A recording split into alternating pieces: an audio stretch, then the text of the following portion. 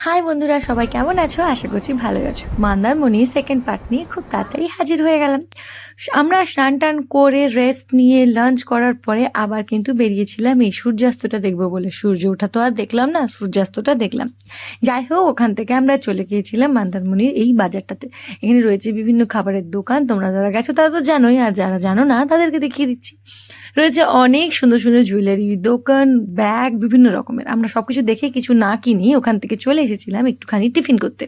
যেহেতু ডিনার আমাদের হোটেলে বলা ছিল, এই জন্য রাস্তায় আমরা একটুখানি টিফিন করে নিয়েছিলাম, তারপর দিয়ে একটু খেয়ে নিয়েছিলাম আইসক্রিম।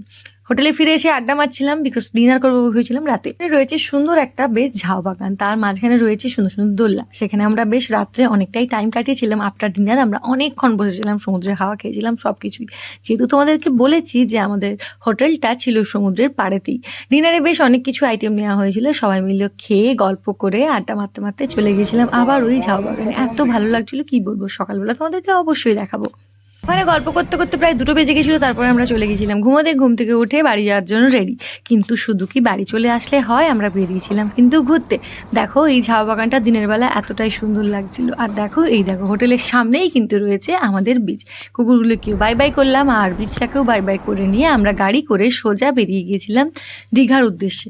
মানে দীঘা, ওল্ড দীঘা, নিউ দীঘা, ওইখানের বিচগুলো একটু ভালো করে দেখবো বলে সকাল সকাল যেহেতু বেরিয়ে গিয়েছিলাম ওখান থেকে।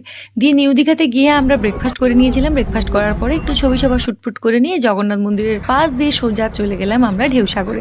নিউ দীঘা পেরোতেই পাবে ঢেউসাগর। এখানে অবশ্য টিকিট কেটে আসতে হয়, 20 টাকার টিকিট, আর সি ভিউ পাওয়ার জন্য আরও 10 টাকা টিকিট কাটতে হয়।